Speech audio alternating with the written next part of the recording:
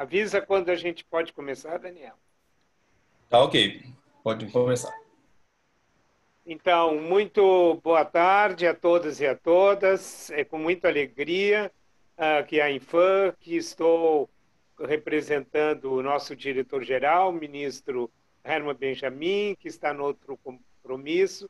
Eu creio que muitos colegas e muitas colegas já me conhecem, mas eu sou Eladio Lecei, presidente da Comissão de Desenvolvimento Científico e Pedagógico da Infam, e estou muito feliz de estar nesse webinário, nesse painel virtual, porque, como muitos de vocês sabem, uma das meninas dos meus olhos são as questões de gênero na Infam. Nós conseguimos implementar e está crescendo muito esse interesse pela área, e a gente está muito feliz de ter esse painel aqui, que já é uma sequência de outros módulos anteriores. Nós vamos estar aqui sobre a coordenação da nossa colega Luciana Rocha, que informalmente eu vou referir algumas das suas qualificações e se ela, por favor, fique à vontade para complementar. A Luciana é juíza titular do Juizado de Violência Doméstica de Taguatinga, do Distrito Federal, é coordenadora do Núcleo Judiciário da Mulher do TJDFT e integra o grupo do CNJ para a criação e implantação do Formulário Nacional de Avaliação. É uma grande interessada no tema violência da mulher, no tema de gênero. Então, eu passo a condução dos trabalhos a ela. Eu vou precisar me afastar, que estou ainda numa outra reunião da Infam, mas espero que ela esteja no final, porque eu gostaria muito de voltar para acompanhar esse tema que me interessa tanto. Então, passo a condução dos trabalhos da Luciana, que vai apresentar as nossas companheiras de painel. Muito obrigada, desembargadora Dar uma Eladio. palavrinha, desembargador? Posso Pois só, antes não, da Luciana, dar uma palavrinha? Porque também às 18 horas eu vou ter que pedir licença, que eu vou estar num grupo de trabalho, numa outra reunião com o Conselho Nacional de Justiça e não vou poder ficar até o final, infelizmente. Eu só queria cumprimentar o desembargador Eladio mais uma vez pela oportunidade desse curso, né, de um tema tão interessante. E queria agradecer imensamente a Luciana ter aceitado coordenar esse programa aqui com duas especialistas, desembargador Eladio, essas duas senhoras maravilhosas, que é a Ana Paula Antunes. Eu já ouvi várias aulas, vídeos dela, é uma pessoa fenomenal e agrega muito conosco. E a querida Marcela também, obrigada mais uma vez, já falamos no telefone, já participou conosco de outras oportunidades sobre o formulário. E um beijo grande para a Luciana, desejando que esse painel seja muito rico, muito bom. E eu estou vendo vários colegas, já tem 76 aí na sala, e agradecimento a todos. Às 18 horas eu vou sair de fininho, mas não por falta de interesse, mas por conta de outra reunião. Maravilha. Obrigado. Eu queria parabenizar a Infam, desembargador Eladio, por esse painel sobre o tema dos riscos, né? Nós tivemos instituído o Formulário Nacional de Avaliação de Risco na resolução conjunta do CNMP e do CNJ, mas seguindo as diretrizes da própria resolução, né, ela fala da importância da gente ter formação pela Infam, pelas escolas judiciárias, pelas escolas do Ministério Público, porque avaliar risco não se subsume, não se resume a preencher o formulário de risco. A gente precisa saber interpretar o formulário de risco, saber identificar esses riscos, fazer uma gestão de riscos, e para isso a gente precisa de um aprofundamento, né, sobre todas as fases do processo de avaliação. Então, agradecer à Infam a oportunidade desse painel, seguindo as diretrizes da resolução conjunta número 5, né? Agradecer também a oportunidade aí com a Adriana, né, de estar coordenando esse painel. A Adriana, como coordenadora do curso, né, A Mulher e a Justiça, ela tem conduzido com muito rigor pedagógico, com maestria mesmo, esses temas, né, dos estudos de gênero, construindo de forma muito dialogada com os outros docentes esse painel. Então, a gente agradece muito, parabeniza aí a Adriana pelo carinho, pelo amor, com rigor técnico que você vem conduzindo esses estudos, né? O tema do nosso painel serão os temas de risco, e a ideia, a idealização, foi fazer uma intersecção entre os impactos dos riscos são contemporâneos, né, na sociedade dos riscos, na vida das mulheres, também como podemos fazer uma intersecção entre as violências interpessoais que se encontram com essas desigualdades estruturais e ampliam a exposição dos riscos. Então, a idealização foi exatamente trazer essas duas grandes especialistas, né? A Ana Paula Antunes, que eu já vou passar a leitura do currículo, mas que trabalha sobre o olhar da sociologia, os riscos da sociedade contemporânea, e a Marcela, que é especialista, né, em avaliação e gestão de riscos de violências perpetradas por parceiros íntimos. Então, é a junção dos riscos contemporâneos com os riscos perpetrados por parceiros íntimos. E isso vai ser muito interessante, né? A Ana Paula Antunes, então, passando aqui para a leitura do currículo, é doutora em Sociologia pela Universidade de Brasília, na área de Relações de Gênero, consultora de enfrentamento à violência contra as mulheres e meninas da ONU Mulheres, professora colaboradora do Programa da Pós-Graduação em Direitos Humanos e Cidadanias, da UNB, onde realiza estágio pós-doutoral, e do Departamento de Gestão e Políticas Públicas, da mesma universidade. Também é docente do curso de pós-graduação em Gênero e Direito, da Escola da Magistratura do DF, é minha professora, né, no Gênero e Direito, e também somos co-docentes em alguns cursos pela importância do diálogo entre o direito, a sociologia e outras ciências, né, para a compreensão desse fenômeno, e é pesquisadora do Núcleo de Estudos e Pesquisas sobre as Mulheres, NEPEM-UNB.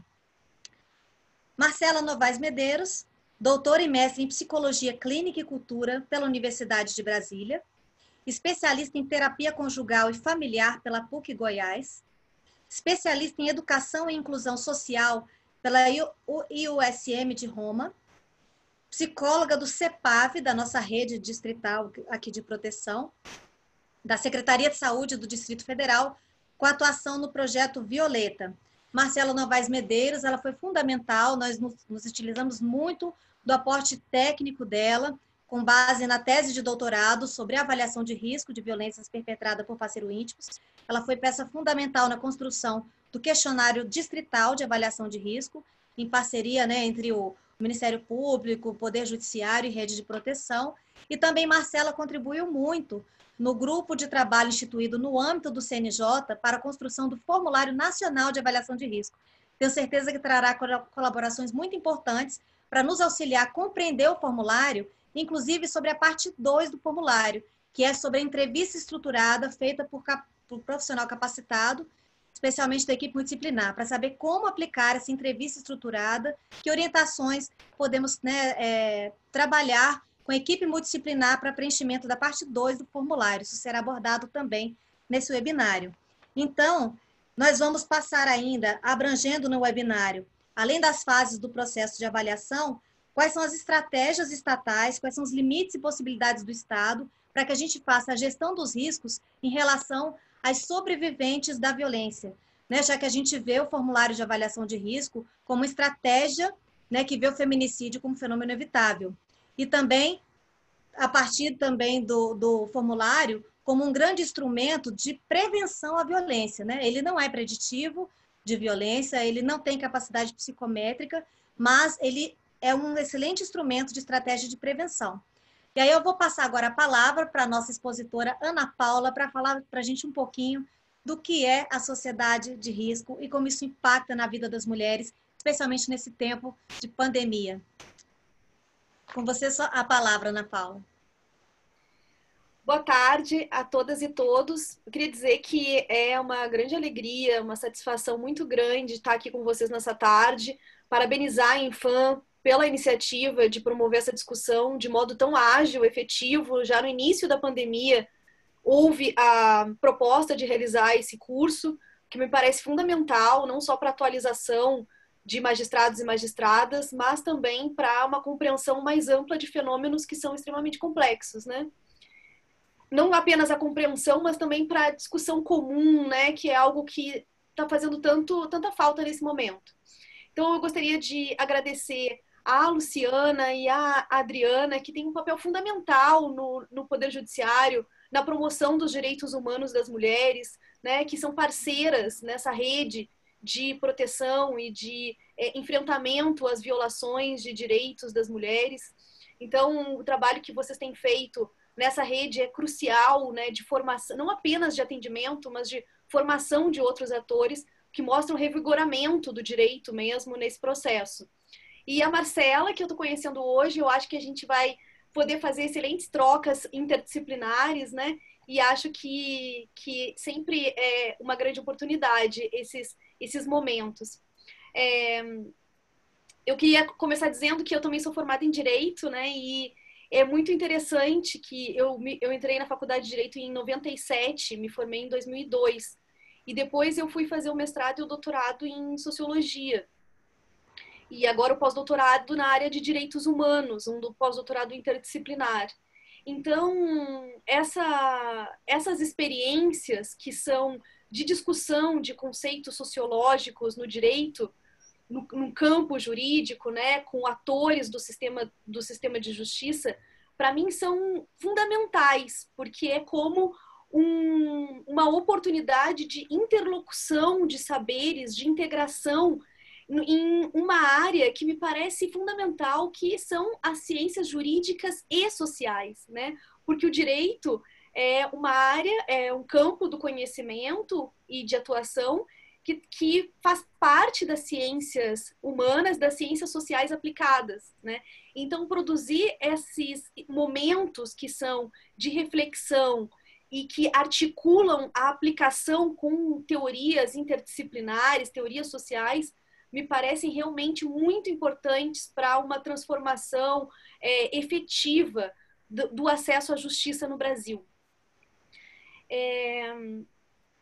Cumprimentar todos os magistrados e magistradas que estão aqui online, né? Eu vou tentar de vez em quando olhar aqui o chat para ver se vem, caso os senhores e senhoras queiram fazer alguma questão ou algum comentário, eu posso ir de vez em quando dando uma olhadinha, né, e tentando integrar as questões que aparecerem na exposição.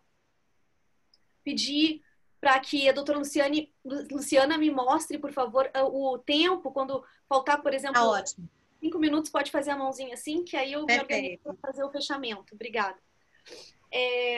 Hoje, então, a gente vai falar sobre a sociedade do risco, né, de modo mais articulado com os riscos a que as mulheres estão sujeitas e com o papel dessa reflexão sobre os riscos na gestão e no atendimento das mulheres em situação de violência. Porque me parece que essas teorias, né, como a teoria que o Ulrich Beck desenvolveu nesse livro publicado ainda nos anos 80, essas teorias são fundamentais para que a gente possa compreender o mundo, as relações sociais, para que a gente possa fazer, inclusive, algumas previsões do que pode acontecer, né? O Beck é um autor, infelizmente falecido em 2015, precocemente, ele tinha 70 anos de idade e ainda tinha muito que produzir, estava escrevendo um livro, que é A Metamorfose do Mundo, que foi depois finalizado pela sua esposa,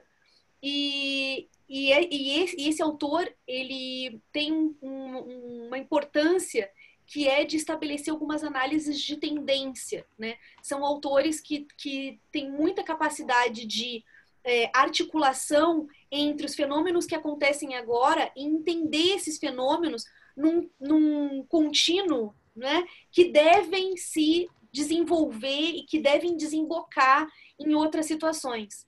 Então, quando a gente lê o livro Sociedade de Risco, do Ulrich Beck, a sensação que a gente tem é que o livro acaba de ser escrito, né? Muito embora já tenha aí 30 anos, né? Mais de 30 anos de redação.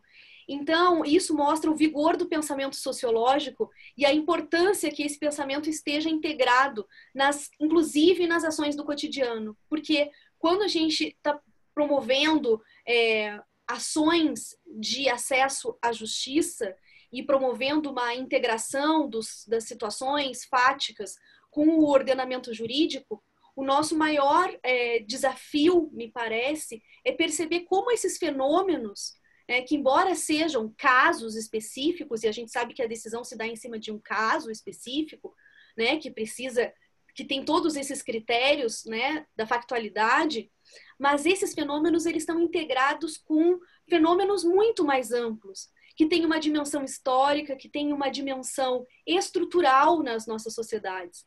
Então, compreender quais são as estruturas da nossa sociedade é fundamental para que a gente possa pensar em ações.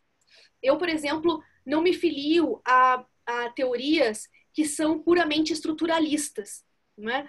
Porque me parece importante perceber aspectos do construtivismo social, ou seja, as estruturas, elas são construídas pela ação dos sujeitos.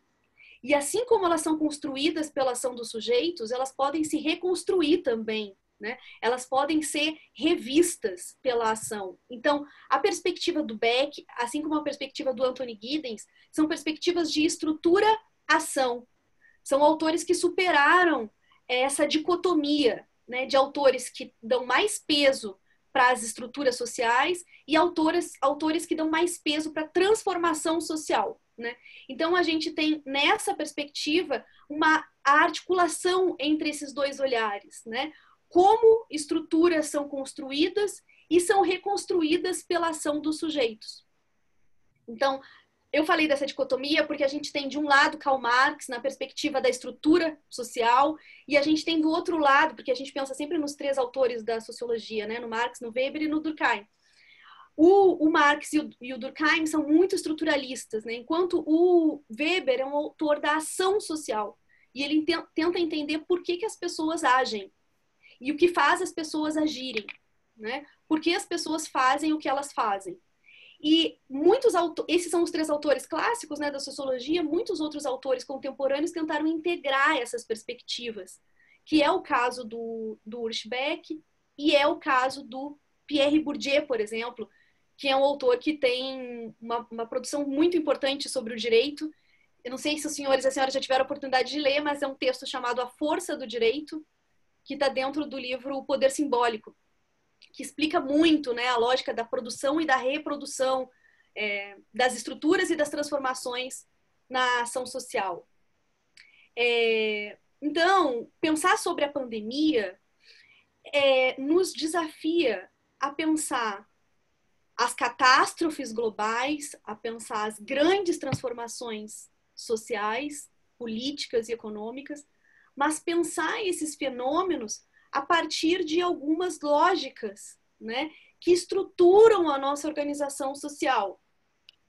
Então, o Beck tem essa grande contribuição e agora a gente já teve acesso, né, a aulas sobre isso, aos aspectos. Eu só vou fazer uma revisão bem rápida daquilo que é mais importante para a gente poder começar a falar de violência contra as mulheres. As características que o Beck assinala como típicas da emergência de catástrofes globais são contextos de crise da modernidade, caracterizada pela crise da soberania dos estados nacionais, né? Então, ele vai dizer que essa crise da soberania dos estados nacionais está relacionada com fenômenos que são globais, fenômenos que deixam de atingir grupos específicos. Então, quando a OMS declarou, ali foi no começo de março, né? A OMS declarou que a gente estava diante de uma pandemia global, de uma pandemia, que é necessariamente global, nós tivemos um impacto, né? Um impacto porque até então, desde dezembro, a gente acompanhava essas notícias, mas a gente acompanhava os casos da China, a gente acompanhava os casos da Coreia do Sul, né? A gente foi ouvindo falar sobre os casos da Europa aos poucos, da Itália, mas a nossa percepção durante muitos dias e semanas foi de que não chegaria até nós esse fenômeno. Ou se chegasse, talvez demorasse muito ou que fosse muito diferente. Porque se a gente tivesse a impressão de que aconteceria em menos de 4 meses, 5 meses depois, um fenômeno como esse, que a gente já tem mais de 25 mil mortos no Brasil, talvez a gente nem acreditasse, a gente dissesse, não é possível, né? Se a gente fosse dar um palpite, a gente não diria que teria essa rapidez, né? E essa é a característica das catástrofes que o Beck assinala, né? Quando os estados nacionais, eles, em alguma medida, tem a sua soberania, soberania no sentido não apenas jurídico, mas uma soberania do ponto de vista simbólico sobre seus próprios problemas, porque esses problemas eles extravasam as fronteiras dos estados nacionais. E na medida em que eles extravasam as fronteiras, eles trazem desafios que são imprevistos, né? Que exigem tomadas de decisão articulada com outros países que muitas vezes não estão dadas na cooperação internacional, né? Então, coloca em xeque a atuação dos estados nacionais. Também, o Beck vai dizer que uma pandemia ou um outro fenômeno, ele fala muito da crise climática, né? Das grandes catástrofes ambientais, pode causar destituição de regras da vida cotidiana, novos e complexos conflitos, né? Então, todos nós estamos experimentando uma outra lógica na fruição da nossa vida cotidiana, né? Eu acredito que ninguém aqui diria, não, minha vida segue normal, a única diferença é que eu não estou saindo de casa. Não é a única diferença, né? São muitas mudanças na nossa vida, seja na relação que nós temos com o nosso próprio corpo, né? Nos cuidados que a gente precisa ter com os objetos, com o manuseio dos alimentos, com a lavagem das roupas, com a relação com os nossos pais, com pessoas da nossa família que não moram na nossa casa. Então, os nossos afetos estão completamente alterados, né? Então, esses novos arranjos íntimos, familiares, né, no mundo dos afetos, é uma característica também dessas grandes catástrofes. Não existe uma grande catástrofe que não afete a vida privada das pessoas, que não afete o modo como elas se relacionam entre si. Uma dimensão micropolítica, microsocial, né? Além disso, ele assinala o colapso dos mercados, né? Os mercados muitas vezes não têm condições de sustentar a lógica das coisas, né? Hoje mesmo eu acompanhava as notícias de um relatório da OIT que diz que até junho 305 milhões de pessoas vão perder o emprego no mundo, né? Então, essa lógica de que muitas vezes o mercado consegue estabelecer uma governabilidade na articulação com o Estado, gerando empregos ou mantendo empregos, né? Isso também entra em colapso muito rapidamente, né? No Brasil também os dados de desemprego estão mostrando isso, como estão aumentando nesse momento. A prevalência da carência à abundância, né? Então, é um contexto em que a gente vê carências de todos os tipos, de várias naturezas, né? Carências que vão desde as emoções, né, até as carências mais concretas, né, da subsistência das pessoas, da saúde, da educação, da assistência. Então, a carência e a sensação de desamparo acabam sendo muito marcantes nesse contexto.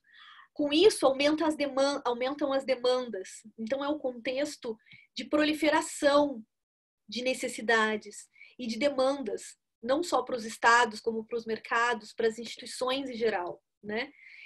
Aqui, uma questão depois para a gente pensar sobre as demandas nos serviços de atendimento às mulheres, que não segue exatamente essa lógica. Diminui, eu acabei de ler um relatório que o Ministério Público do Distrito Federal dos Territórios fez sobre os serviços especializados aqui. Houve, de modo generalizado, uma diminuição da procura, mas isso não significa dos serviços, mas isso não significa que há uma diminuição da demanda. Provavelmente vai acontecer uma demanda represada, que os serviços vão precisar estar preparados quando puderem fazer atendimentos presenciais de modo semelhante ao que faziam antes da pandemia, né? Sistemas sociojurídicos e cuidados médicos podem enfrentar muitos desafios para funcionar, né? A gente pode ter relatos aqui dos desafios de pessoas, por exemplo, que são pessoas de risco, né?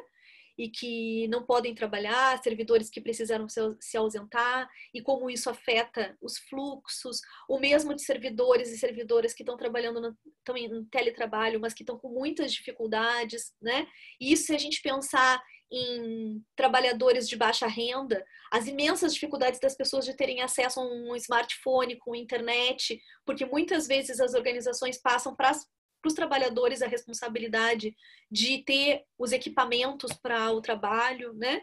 Então, às vezes, a internet da pessoa não tem a velocidade necessária para o trabalho, e todas as dificuldades que podem aparecer. E a racionalidade científica e a legitimidade dos estados são contestadas. Aqui eu não preciso nem falar muito sobre isso, né? Porque nós sabemos o quanto tem sido difícil afirmar as evidências científicas como a racionalidade que deve ser observada para a tomada de decisões, né? Tanto tomada de decisões individuais quanto tomada de decisões coletivas. Então, falar sobre a máscara, explicar para as pessoas, gente, a máscara previne, a máscara salva e mostra aqueles gráficos, né?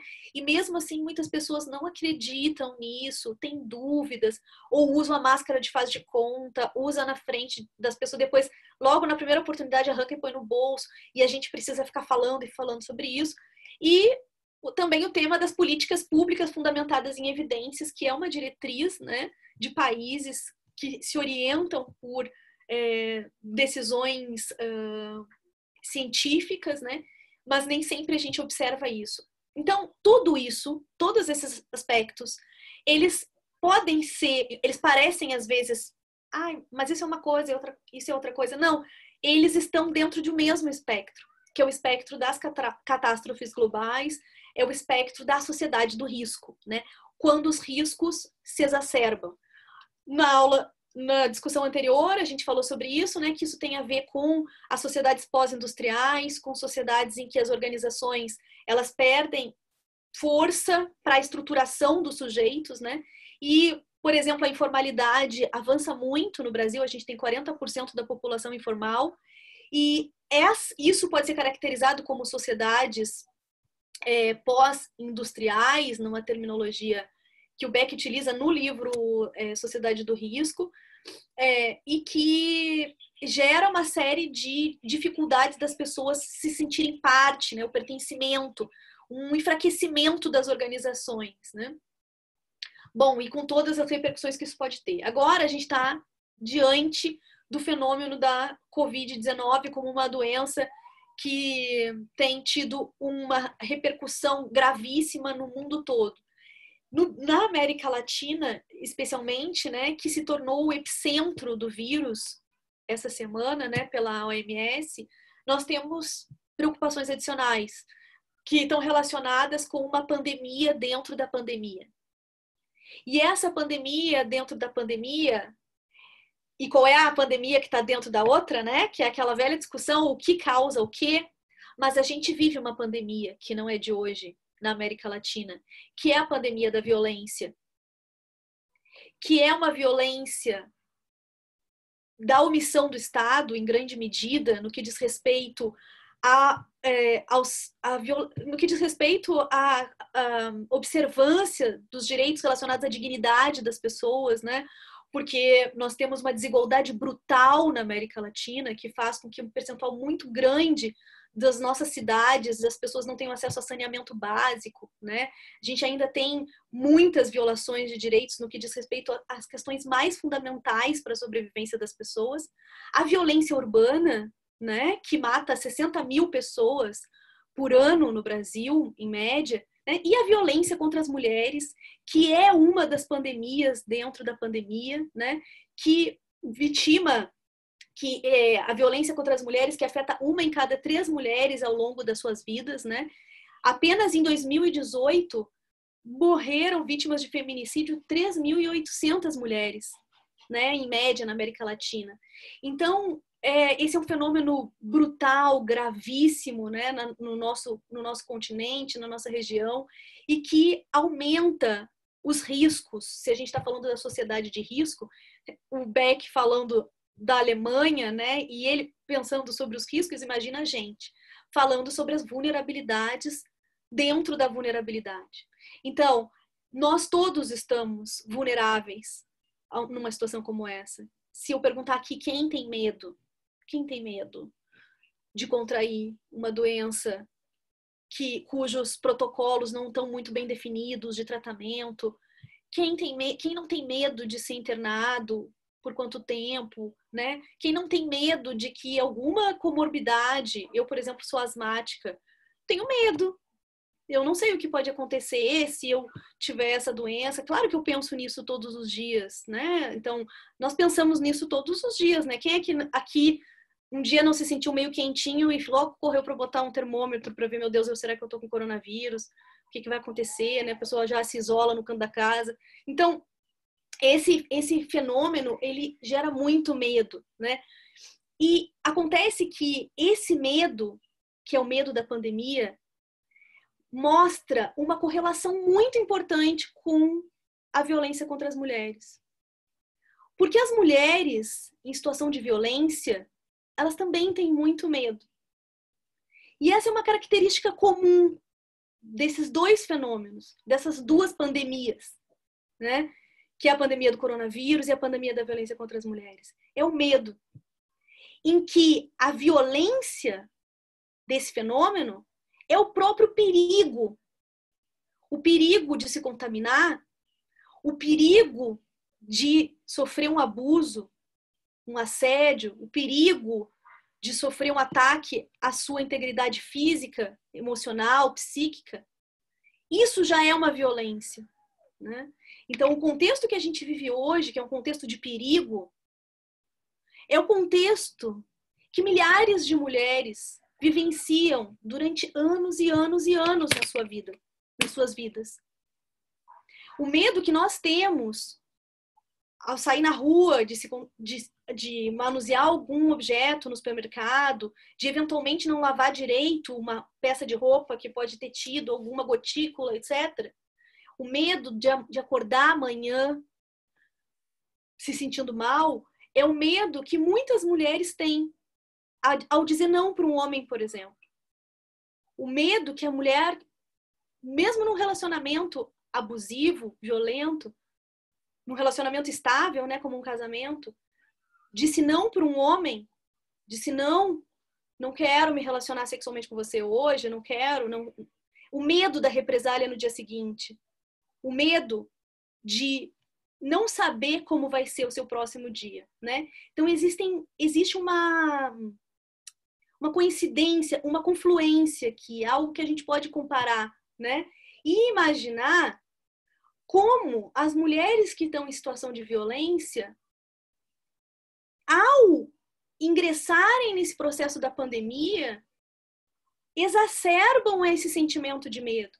E que repercussões esse sentimento de medo pode ter na vida das mulheres.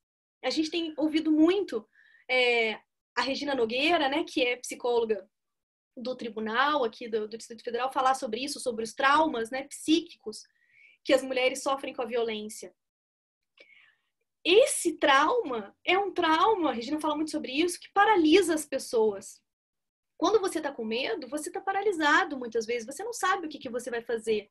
Às vezes você não faz nada, né? Você deixa, muitas vezes, de agir, de tomar uma decisão de interromper um relacionamento violento ou de procurar um serviço especializado porque você tem medo. E você tem um medo duplicado agora. Porque você vai deixar as crianças em casa num contexto em que você precisa ter muito cuidado para a criança não sair na rua, não pegar um objeto, não se contaminar de algum modo. Você já está ali cheia de cuidados na sua casa. Você vai sair para procurar um atendimento presencial dos serviços que já estão com horário reduzido? Ou você vai ter coragem de pegar o telefone dentro de casa? Se o homem está lá também, ou se ele pode chegar a qualquer momento, né? Se a sua autonomia está muito restrita. A nossa autonomia está restrita agora. E eu não sou uma mulher em situação de violência. E eu posso dizer que a minha autonomia tem restrições agora. Porque eu gostaria muito de sair e caminhar. E eu realmente estou em quarentena, sei lá, 70 dias. Desde que a Universidade de Brasília encerrou, a gente também trancou a porta e não saiu mais. Só para comprar as coisas necessárias para a gente sobreviver aqui, eu e meu companheiro. Mas, embora eu não seja uma mulher em situação de violência, eu sinto a minha autonomia restrita. E se essa minha autonomia tivesse somada com a perda da autonomia, a minha liberdade, do exercício do meu desejo, o exercício dos meus direitos, da minha vida, como eu achasse necessário fazer, né? Então, falar sobre essa confluência me parece importante para que a gente possa se sensibilizar para a situação das mulheres em situação de violência nesse contexto. Nesse momento, existe um enfraquecimento das redes de apoio, né? As redes de apoio, que a gente pode ter dois braços para essa rede, né? A gente tem as redes das mulheres que se ajudam, que cooperam umas com as outras. Muitas vezes as mulheres que conversam com amigas, conversam com outras mulheres no trabalho. Quantas mulheres em situação de violência não ficam meses conversando com as colegas de trabalho? Ai, amiga, hoje aconteceu isso. Ai, ontem aconteceu isso. Ai, amiga, eu não sei, eu acho que você tem que denunciar. E fica, às vezes, meses naquela conversa. É uma rede de apoio privada, né, íntima. Vai na casa da mãe, bate um papo, vai na casa de uma irmã e conversa. Essas redes, elas estão muito enfraquecidas. E a rede do Estado, precisamos investigar, mas olhando o caso do Distrito Federal, por exemplo, a gente vê que houve restrição de horário em alguns serviços, mudanças no horário em outros serviços, atendimentos presenciais agora só em casos emergenciais, e aí o serviço que avalia se a pessoa vai ter um atendimento presencial ou não. Então a rede, ela também está enfraquecida. Isso não é só a pandemia, isso pode acontecer. Isso pode ter acontecido. Eu não conheço bem a situação de Brumadinho e de todos os municípios ali da região, né, que foram afetadas por aquela catástrofe ambiental, mas catástrofes podem acontecer. E qual é o nosso plano de gestão de riscos? Como é que nós vamos atuar diante disso, né? Então, em primeiro lugar, observando um pouco que as diretrizes da ONU Mulheres para Covid-19, né? Vou falar um pouco para você sobre essas diretrizes. Primeiro, promover, participar, conhecer as articulações entre governos, né? A cooperação internacional que existe entre governos, o setor privado, as organizações do Estado, né? Conhecer as diretrizes da Agenda 2030, né? Com a ODS número 5, que promovem mecanismos, né, não apenas governamentais, mas de articulação de redes, né, para enfrentamento a um problema extremamente complexo. O Beck diz isso. O Beck diz que diante das catástrofes globais não há soluções individuais. Se as fronteiras foram tensionadas para penetração, para chegada de um problema, as fronteiras também precisam ser flexibilizadas para que a gente possa tomar decisões. Eu não estou falando só das fronteiras do Brasil, mas eu estou falando das nossas fronteiras, das nossas instituições, né? Claro, dentro das competências, dentro do que está previsto, mas a própria Lei Maria da Penha prevê essa articulação da rede e dos serviços, né? Priorizar medidas de prevenção à violência e na previsão da prevenção, nos planos de prevenção, pensar em contextos de risco, pensar em contextos de catástrofe, porque essa é uma pandemia. Mas quantas comunidades estão muitas vezes em situação de guerra civil, em que as mulheres não podem sair de casa porque aquele território está ocupado? Esses riscos já estão no nosso território há muito tempo, riscos diferentes, né? Então, como é que nós vamos ajustar os nossos serviços para esses contextos de imprevisibilidade? É um gabinete de risco? É uma articulação interinstitucional para pensar contextos emergenciais? Ótimo. Então, essas reflexões para a gestão, né? Pensar que os serviços de atenção às mulheres em situação de violência são serviços essenciais, né? Trabalhar sempre nessa perspectiva que diante de emergências, há emergências que já são preexistentes, como a emergência da vida das mulheres, né? É emergência quando uma mulher está em situação de violência, né? Então, organizar para que os serviços, como por exemplo os serviços hospitalares possam continuar fazendo a notificação de violência. Isso é fundamental, porque se tudo se direcionar para apenas uma pandemia, a gente deixa de atender a outra pandemia que já estava em curso, né? Ana, Depois, estou perguntando sobre o autor da Força do Direito, para que você... eu vou escrever aqui o nome dele. Nós. Pierre Bourdieu, e o nome do livro é O Poder Simbólico. E aí seria interessante também, que eu acho que é uma abordagem que o Rushbeck fala muito bem, quando a gente está vivendo nesse momento do medo, né? Da pandemia, ou quando a própria violência é o medo. Como que o Rushbeck vê as respostas estatais nesse caso?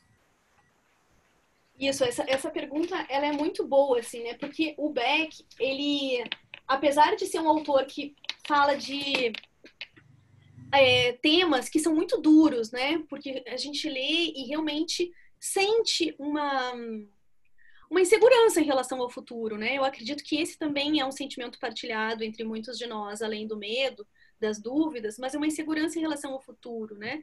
Os projetos que nós fizemos, tanto para as nossas vidas como para nosso trabalho, projetos profissionais, eles estão de um certo modo em suspenso, porque tudo a gente diz assim, vamos ver como é que a gente vai continuar isso aqui agora e tal. E então o Beck, apesar de apresentar um quadro muito duro, ele apresenta um quadro positivo, que é no sentido de entender que as instituições não podem estar fechadas em si próprias, né? Que as catástrofes, elas geram um contexto que é da produção de novas alianças, de novas formas de fazer política. Uma política que não é a política partidária, e ele fala isso com todas as letras, que é uma política de projeção do futuro, uma projeção de comunidade. E ele usa o conceito de cosmopolitização, porque ele acredita numa sociedade que tem valores comuns, valores de dignidade, de cidadania global, né? Então, um espaço possível de reflexividade, ele vai dizer que é a reflexividade do sujeito, mas é da gente se pensar também no mundo e promover cooperação entre as instituições internacionais e eu queria destacar isso, a cooperação entre instituições internacionais, instituições nacionais, diferentes organizações de legislativo, executivo, judiciário, de diferentes atores, de universidades, pesquisadores, etc., mas também considerando os atores que atuam no nível local. E ele vai falar sobre isso, algo que muitas pessoas têm dito, né? Ouvir as pessoas, ouvir as mulheres, né? Fomentar mecanismos de participação ou escutar o que outras pessoas estão promovendo. Nem tudo se faz no Poder Judiciário, é óbvio, né? Claro. Mas outros atores e outras organizações estão ouvindo mulheres, etc. Então, ter essa escuta atenta, essa escuta ativa, porque é das necessidades locais e das necessidades experimentadas nos corpos das pessoas, nas vidas das pessoas, que nós somos capazes de promover políticas públicas efetivas e políticas judiciárias efetivas também. Sobre isso é muito interessante, Ana Paula, a gente olhar mesmo essa possibilidade de emancipação potencial por essa metamorfose de agora que a gente está vivendo. A gente viu um grande avanço, né, do Poder Judiciário, em tecnologia especialmente, para tentar chegar e ter um serviço disponível, né? Muitos serviços multidisciplinares online, a gente teve um grande aumento aqui na rede do Distrito Federal mesmo, possibilidade de atendimento psicossocial online, né? Além das protetivas que a gente está avançando, boletins eletrônicos, mas esse olhar que você chamou a atenção agora, de ouvir o usuário para saber as expectativas, é essencial para essa transformação das instituições, né? Se a gente não estiver ouvindo quais são as demandas das mulheres nesse momento, isso que deve gerar as nossas ações, né? Os nossos movimentos para atendimento dessas expectativas diante de tantas vulnerabilidades, né? E aí, antes de eu passar a palavra para a Marcela, eu queria que você falasse só um pouquinho da vulnerabilidade da mulher idosa, da mulher com deficiência, dentro dessa catástrofe que já temos, que são as pandemias, dentro dessa outra pandemia que é a violência doméstica, para a gente poder ter um pouco mais de elementos teóricos para trabalhar a gestão dos riscos diante de tantas vulnerabilidades. As mulheres idosas e as mulheres com deficiência são mulheres que também tinham e têm risco ampliado para violência contra as mulheres. pela situação de dependência das mulheres, uma parte considerável de pessoas com deficiência, a cuidados, né? E o tema do cuidado, ele é fundamental quando a gente está falando de pandemia, né? Quem é que realiza o cuidado? Quem cuida e quem é cuidado? E quem está descuidado, né? Nesse contexto. Então, se as mulheres com deficiência já tinham, por exemplo, um risco ampliado à violência sexual, e a violência patrimonial também, né? Por causa do acesso aos recursos, aos benefícios assistenciais, quem tem o cartão, quem saca o dinheiro, né? Muitas vezes pessoas que não têm condições de ter autonomia econômica. Então, esse tema da pandemia, ele aprofunda esses riscos. Então, pensar como serviços especializados em pessoas com deficiência precisam conversar com serviços especializados em mulheres em situação de violência, né? Em violência contra as mulheres. Como articular esses saberes? Não é só promover formação de pessoas que atuam em CRAS e CREAS, por exemplo, para a violência contra as mulheres.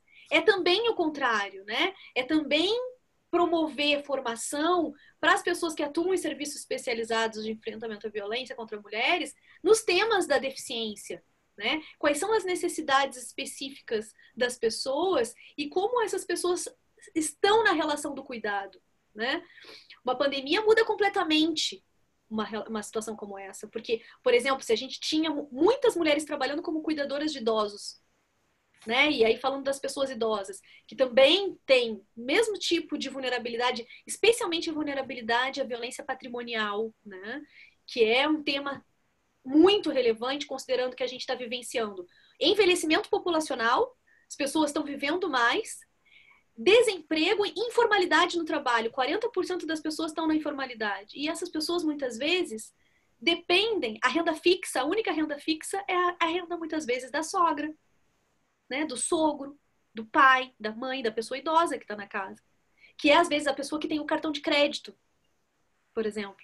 Né? Às vezes, a pessoa informal ou a pessoa que já passou por muitas situações de endividamento, já não tem mais acesso a crédito. E quem é que tem o acesso a crédito? É a pessoa que muitas vezes está ali recebendo uma pensão, né, que recebe o benefício. Então, essas pessoas, num contexto como esse agora, que a gente está extrapolando as condições, extrapolando a precarização do trabalho, o desemprego, podem estar muito mais suscetíveis à violência contra a mulher, a falta de autonomia, de não ter dinheiro para comprar um remédio, de não ter dinheiro para comprar comida, aquilo que gosta de comer, o que precisa comer, né? Num contexto de muita precarização da vida. Então, observar as mulheres idosas, assim como as mulheres idosas e as mulheres com deficiência são pessoas de risco para a pandemia, são pessoas de risco para a violência contra as mulheres, e como é que a gente trabalha isso nos nossos serviços? As mulheres idosas, e as mulheres idosas especialmente, têm muito mais dificuldade de acesso à tecnologia. A gente sabe disso. Então, a gente imaginar que todos os serviços vão para atendimento remoto, e você imaginar que as mulheres idosas vão ter a mesma habilidade para trabalhar nos smartphones e para digitar, a gente sabe como é que é. Eu vejo tanto que meu tempo para escrever uma mensagem. A gente tem olhado muito isso, né, e visto com preocupação, por isso eu fiz a pergunta especificamente.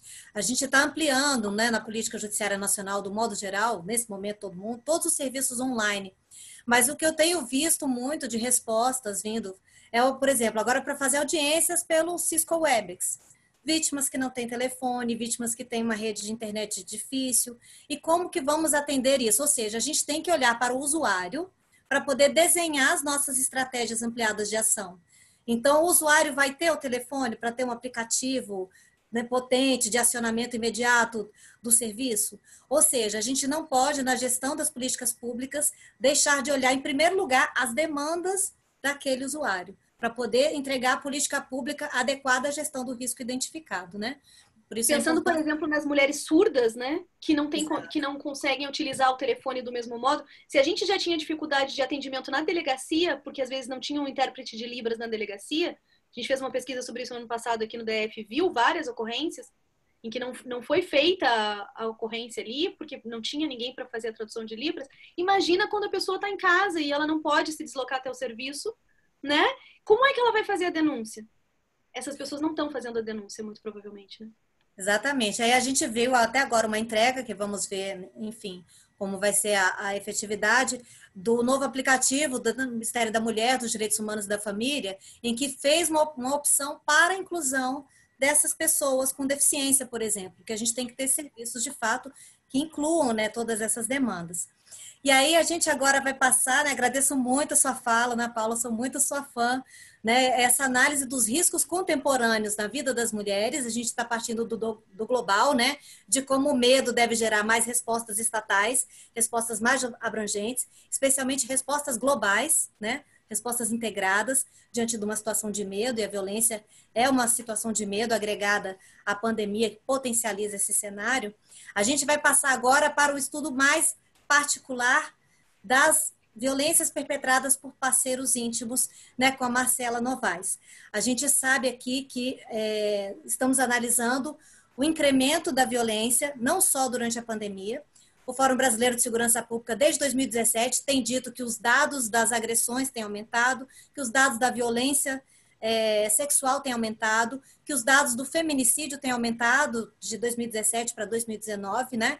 A gente teve um estudo agora, uma entrega, né, do CNJ, que me chamou muita atenção, que foi entrega em 9 de março, do painel de monitoramento de política judiciária, que tem mostrado o reflexo do aumento da violência também nos dados do judiciário, em que a gente tem mais de 1 milhão de processos de violência doméstica em tramitação, mais de 5 mil processos de feminicídio em tramitação na justiça, e a gente viu, de 2018 para 2019, um aumento de 10% de novos casos de violência doméstica que chegaram ao judiciário. Por exemplo, só o ano passado foram 563 mil processos de violência doméstica. E a gente teve um aumento de casos que chegaram ao judiciário de feminicídio, de 2018 para 2019, de 5% de aumento de feminicídios no judiciário também. Ou seja, vem o Formulário Nacional de Avaliação de Risco agora, como estratégia, né, de avaliação e gestão de risco, como estratégia para ver o feminicídio como fenômeno evitável, exatamente porque precisamos de uma ferramenta mais ampla, uma ferramenta mais abrangente, e precisamos compreender como que o formulário vai ser esse instrumento de gestão de risco com perspectiva de gênero. Né? A Marcela, ela, como eu disse no início do webinário, ela tem uma tese de doutorado sobre avaliação de risco perpetrada por parceiro íntimo, foi peça fundamental na construção do nosso questionário distrital, né, e também recebeu o convite, né, para participar do GT no âmbito do CNJ, para dar suas contribuições para o formulário nacional. E aí, então, eu vou passar a palavra da Marcela para trazer algumas luzes interpretativas importantíssimas, tanto sobre a parte objetiva do formulário, com as 27 perguntas, que podem ser preenchidas, inclusive, pela própria vítima, se não tiver o profissional capacitado nas delegacias para estar colhendo as informações sobre os riscos identificados. Também pode a parte objetiva ser preenchida, né, pelo profissional capacitado nas delegacias ou nas equipes multidisciplinares dos juizados de violência doméstica ou do Ministério Público, e também para trazer algumas luzes importantes sobre a parte 2 do formulário, que ele fala sobre a estrutura, sobre a entrevista estruturada, que é o profissional capacitado, quem que pode ser esse profissional capacitado, se essa parte 2 exige um manejo, experiência de julgamento clínico, sobre as perguntas da parte 2, o que o profissional deve observar para respondê-las, já que é o próprio profissional capacitado que vai fazer a resposta sucinta do que ele observou da entrevista estruturada com a vítima. Então, eu vou passar a palavra para a especialista Marcela, né, que tem muito nos ensinado com seus aportes teóricos a compreender melhor o que é uma avaliação e gestão de risco. Boa tarde, quase boa noite a todos e todas. Eu gostaria de agradecer o convite, a oportunidade de participar dessa discussão. É um tema extremamente relevante e rico nesse momento, considerando essa pandemia que nós estamos vivendo, e uma pandemia que impacta mulheres e homens de forma diferente, né? É uma pandemia que impacta conforme marcadores sociais de gênero, raça, etnia, renda, extrato social. E, considerando esses marcadores, precisamos pensar nas especificidades de alteração, de impacto que essa pandemia tem causado na vida de mulheres. E a violência contra a mulher, né, que é tema desse debate, é um fenômeno social complexo, multicausal, como nós sabemos. É um fenômeno que afeta a vida de milhares de mulheres e, infelizmente, apesar dos nossos avanços institucionais, legislativos em prol da proteção das mulheres, nós ainda encontramos muitos entraves na garantia dessa proteção. E, especialmente no contexto que nós vivemos agora de Covid-19, esses entraves sofreram transformações e posso dizer ainda que considero que muitos deles aumentaram. Então, nós temos aí a ONU, a OMS, que tem apontado o aumento de casos de violência doméstica contra a mulher e que muitas mulheres que não sofriam violência passaram a sofrer. Então, pensar em como compreender os riscos de uma mulher sofrer uma violência doméstica e nesse contexto de violência doméstica, a mulher ser gravemente ferida, é extremamente relevante nesse momento em que nós vivemos. É possível encontrar já diversos estudos que têm apontado para essa relação entre pandemia e aumento da violência doméstica contra a mulher. Na China, né, segundo um estudo recente de Andrew Campbell, um estudo que foi publicado no mês passado, ele traz algumas estatísticas e ele fala sobre um aumento de 3 vezes no número de violência doméstica na China. Andrew Campbell fala também de um aumento de pelo menos 30% de denúncias de violência doméstica contra a mulher na Itália e na França. E no Brasil, apesar da nossa dificuldade de compilação de dados sobre violência doméstica contra a mulher, compreendendo todo o nosso território, a Fiocruz tem apontado que houve pelo menos um aumento de 50% das denúncias de violência contra a mulher em todo o país, apesar de uma discreta diminuição nos primeiros dias de isolamento. Além disso, a Fiocruz também, num estudo recente publicado no mês passado, trouxe que as taxas de feminicídio no Brasil apresentaram um crescimento, e feminicídio relacionado à violência doméstica. Então, essas estatísticas são alarmantes e chamam a nossa atenção para a importância de uma nova organização, para a importância de se pensar em novas estratégias de enfrentamento à violência contra a mulher nesse contexto que nós estamos vivendo, que é um contexto de crise sanitária, uma crise sanitária que impactou na economia, que impactou nos relacionamentos sociais e que, de uma forma geral, aumentou os riscos de violência familiar, mas em especial pensando aqui nessa violência contra a mulher, é importante pensarmos que as medidas de isolamento, né, de restrição impostas por essa pandemia, elas trouxeram novos focos de estresse para a vida de homens e de mulheres.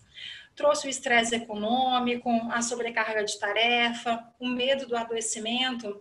Todos esses estresses estão bem já discutidos e apresentados pela nossa colega doutora Ana Paula. E todos esses novos focos de estresse vieram acompanhados de uma diminuição da coesão social, de uma maior dificuldade de acesso a serviços e de um aumento do tempo de convivência com os familiares. E nas situações onde a mulher já sofria violência pelo companheiro, ela se deparando com uma situação de passar mais tempo ainda com o agressor.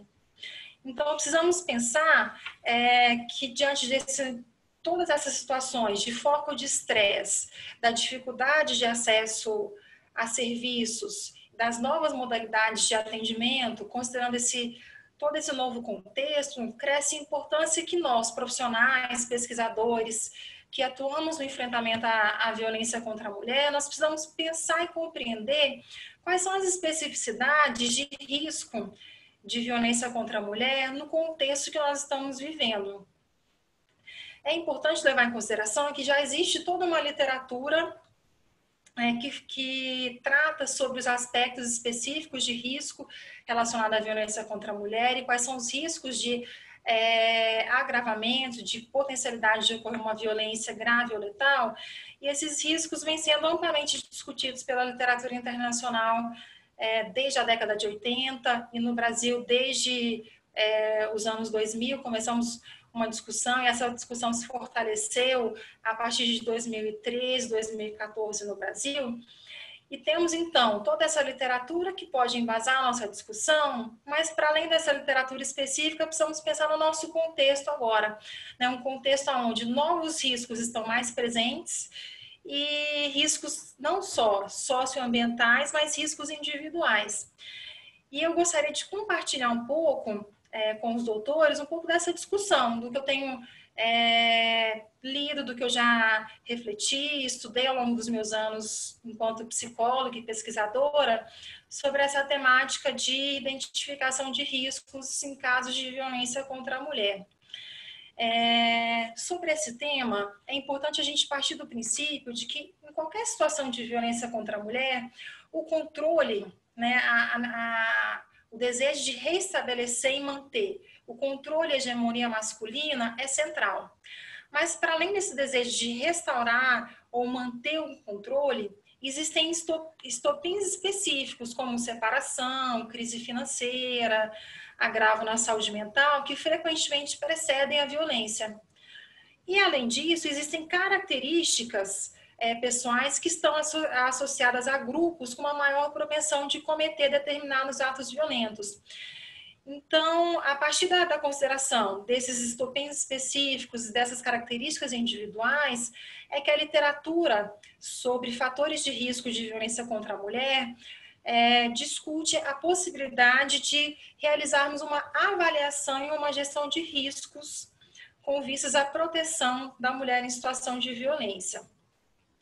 Quando eu falo de fatores de risco, eu estou falando não de fatores que causam em si a violência, mas eu estou falando de indicadores que são indicadores sociais, contextuais e que vão aumentar a possibilidade, aumentar a probabilidade de ocorrência de um ato violento.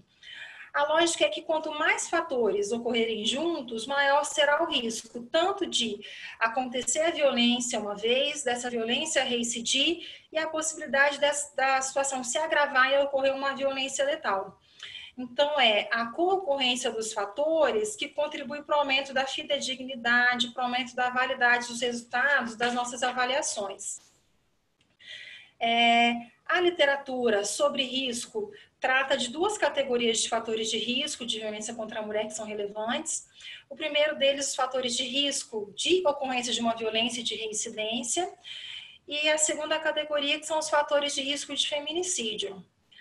Aqueles fatores de risco de ocorrência de reincidência são os fatores que nós já amplamente debatemos, que são a dependência emocional, a falta de rede de apoio, as concepções sociais de gênero baseadas no patriarcado. Então, são os elementos que eles contribuem para a ocorrência de uma violência e de reincidência dessas violências. Então, são fatores que colocam a mulher numa situação de vulnerabilidade para ela sofrer uma primeira violência e continuar sendo agredida naquela relação íntima, né, com parceiro, namorado, companheiro, ex-companheiro.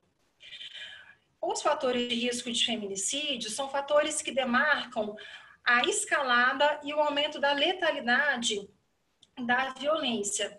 Quando pensamos no feminicídio, nesse contexto das relações íntimas, o feminicídio associado à violência doméstica, é importante que a gente pense que quando há um risco de feminicídio, há ali uma intenção de matar e, nesse caso, o controle e a necessidade de restaurar o poder, ele foi substituído por um projeto de vingança, de destruição, de intenção de matar frente à ameaça ou perda real do controle masculino sobre a sua companheira, ex-companheira, namorada.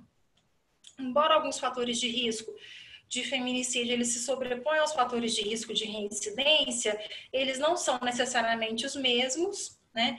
Apesar de alguns se repetirem. E hoje na minha fala eu gostaria de centrar a minha fala nessa discussão dos fatores de risco de feminicídio, que são aqueles fatores que demonstram esse agravamento, a possibilidade de ocorrer uma violência letal. O fator de risco que é o fator de risco considerado como o preponderante para a ocorrência de um agravamento da violência, para a possibilidade de ocorrência de um feminicídio, é a violência física.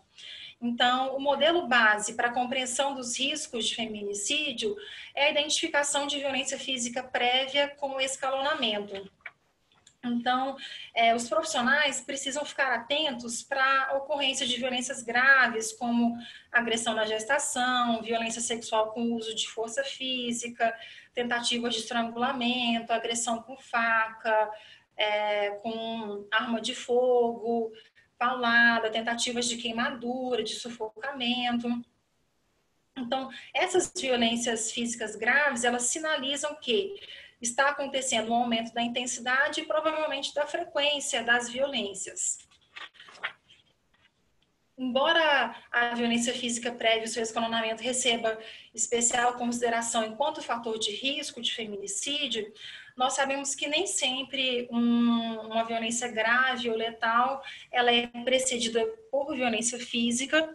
Então, quando ausente, é importante que os profissionais avaliem a ocorrência e escalonamento de violências psicológicas. Em especial, a literatura sobre risco, como Jacqueline Campbell, que é referência nessa área, ela nos traz sobre a importância de avaliarmos se tem ocorrido violências do tipo privação de sono, tortura, ameaça com uso de arma, o stalking. E, em especial, no contexto em que vivemos, sobre essas violências psicológicas, é importante atentarmos para a ocorrência de algumas violências específicas, como, por exemplo, quando o autor proíbe a vítima de lavar as mãos para aumentar a possibilidade de contágio do Covid, ou para criar um clima de insegurança, de medo da mulher frente a essa possibilidade de contato, ou ameaça do autor de impedi-la de buscar serviços de atenção à saúde, outros serviços que possam ajudá-la a avaliar se ela contraiu o vírus ou até mesmo buscar tratamento caso ela receba esse diagnóstico. Então, todas essas violências psicológicas são relevantes e os profissionais precisam estar atentos para incluir a investigação dessas violências nos seus protocolos de identificação de risco. Sobre essas violências psicológicas, eu gostaria de fazer um parêntese sobre o stalking. O stalking é um tipo de violência psicológica bem específico, que ele engloba vários comportamentos de perseguição, de assédio reiterado, de tentativas de comunicação, de vigilância, de intimidação, de monitoramento. Então, o stalker é aquele que liga 20 vezes para a vítima, que persegue até o local de trabalho, que vigia por meio de hackeamento das contas de redes sociais. E esse tipo de violência, embora possa parecer que no contexto em que vivemos de pandemia seja mais difícil dele ocorrer, nós precisamos lembrar que o stalker não precisa ter contato com a vítima para ele cometer esse tipo de violência. Então, ele não precisa estar necessariamente frente a frente com a vítima. Ele pode cometer isso através de terceiros. Então, ele pode pedir que pessoas que estão no mesmo ambiente, na mesma residência que a vítima, que façam essa vigilância, esse controle para ele. Ou se ele não estiver perto da vítima, ele pode utilizar a internet, os meios virtuais para localizar a vítima, para enviar mensagens de assédio, intimidatórias.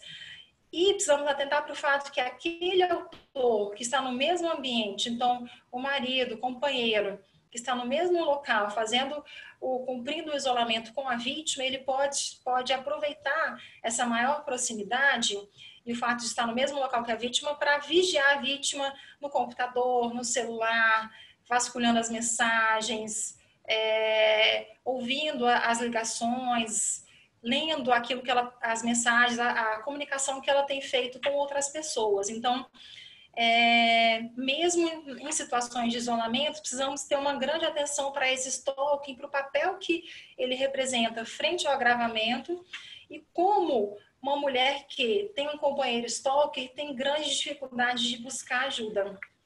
Então, o stalking é um tipo de violência que a literatura tem apontado que sozinho parece não ser um bom preditor de feminicídio. É um fator que ele assume maior relevância junto com outras violências como ameaça de morte, de ação suicida, a violência física prévia.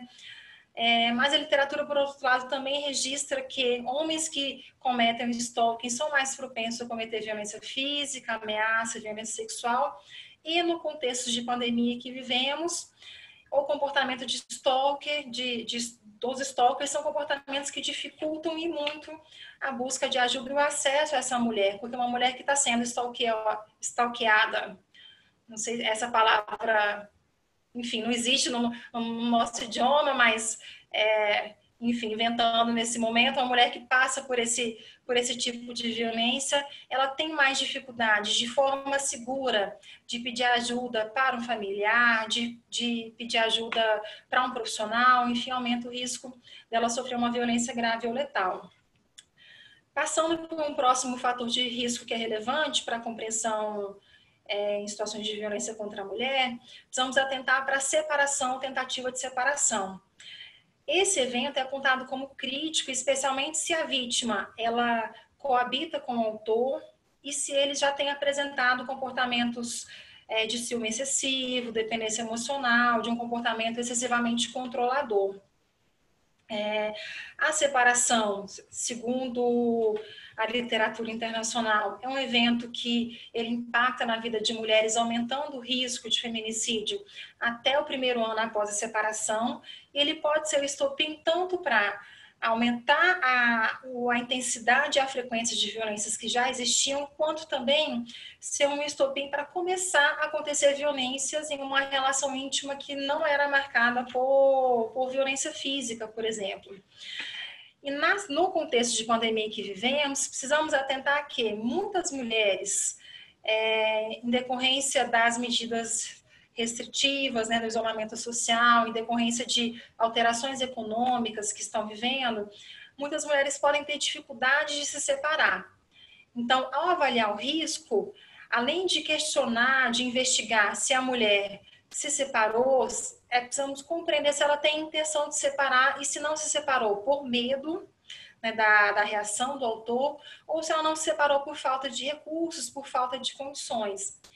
E é extremamente importante atentarmos para uma vulnerabilidade adicional no nosso contexto de pandemia, que é o fato de que, caso a mulher se separe e permaneça na mesma residência, no mesmo local que o autor, o risco é extremamente elevado.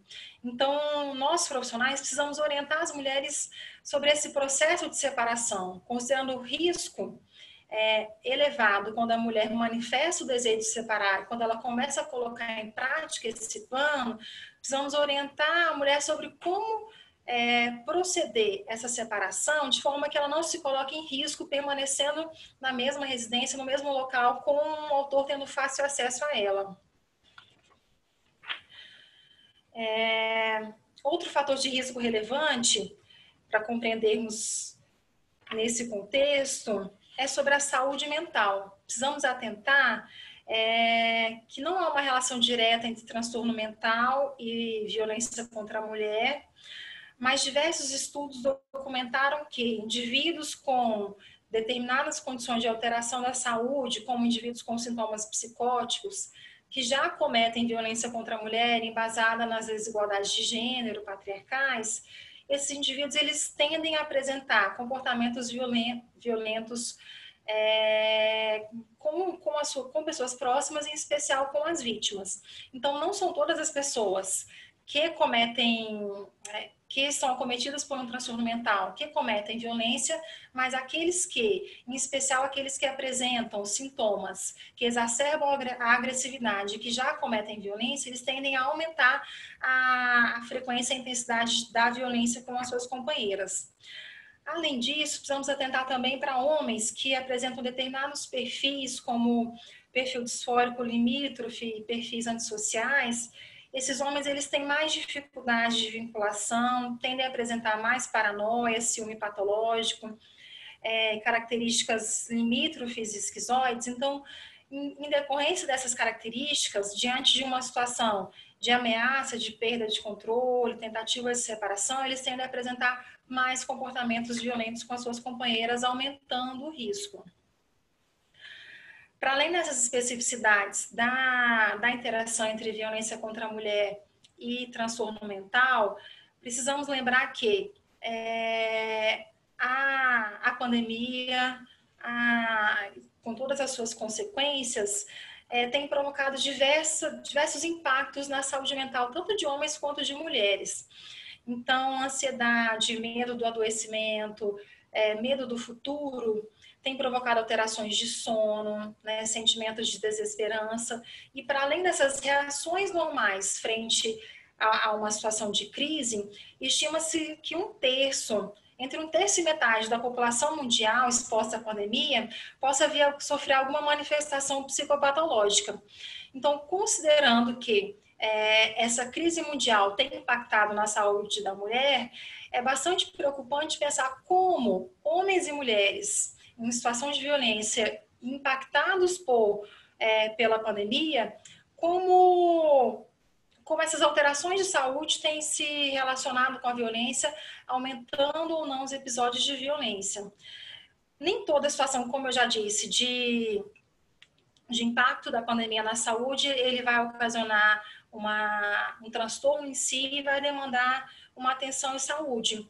Mas precisamos estar atentos para quais são essas condições que requerem atenção. A Fiocruz alerta que, especialmente quando homens e mulheres apresentam sintomas persistentes, sofrimento psíquico intenso, complicações associadas como o uso de drogas e álcool, ideação suicida, transtornos com sintomas psicóticos, transtornos de estresse pós-traumático, que essas pessoas precisam e devem receber atenção o mais rápido possível, né, com vista ao tratamento desses agravos na saúde mental. Então, pensar em tratamento da saúde mental da população em geral é uma forma também de prevenção da violência doméstica contra a mulher. Mencionei aqui o suicídio, e é importante lembrar que a ameaça de suicídio, né, com ideação, com ou sem plano, é um fator de risco de violência de feminicídio também. Então, aquele homem que diz que ele deseja se matar é aquele homem que ele não tem mais perspectiva, que ele está demonstrando que ele não tem planos, ele não tem perspectiva de futuro, ele não tem recursos internos para lidar com as situações de crise. E quando esse homem ameaça dizendo que ele planeja agredir a mulher, matá-la e depois se matar, esse homem está mostrando que ele está disposto a ir às últimas consequências. Então, nessas situações de ameaça de homicídio seguido de suicídio, o risco é extremamente elevado, mesmo se não aconteceram violências físicas prévias graves, aquelas que eu já comentei. Sobre saúde mental e risco de violência contra a mulher, precisamos atentar também para o abuso de álcool e drogas. A literatura sobre riscos alerta que o álcool e drogas não são causas de violência, mas que em decorrência do uso de álcool e drogas, a violência, especialmente física, ela pode ficar mais frequente na relação e o escalonamento ele pode ser mais súbito. Álcool e drogas, como nós sabemos, eles alteram o estado de consciência, alteram a cognição, o humor, interferem na capacidade de manutenção do foco, da resolução de problemas. E, além disso, essas substâncias vão diminuir a percepção sobre as consequências dos atos. Por tudo isso, são fatores que podem precipitar violências contra a mulher. Mas precisamos estar atentos para o fato de que o uso e abuso de álcool não são indicadores diretos de feminicídio, mas são indicadores indiretos por precipitar as violências físicas. Devemos levar em consideração que o tipo de substância também pode interferir no risco. A literatura documenta que quando o autor faz uso abusivo de drogas, o risco ele é maior do que quando faz somente uso abusivo de álcool. Dentre a categoria das drogas ilícitas, precisamos atentar para que algumas drogas oferecem mais risco de violência, né? Como, por exemplo,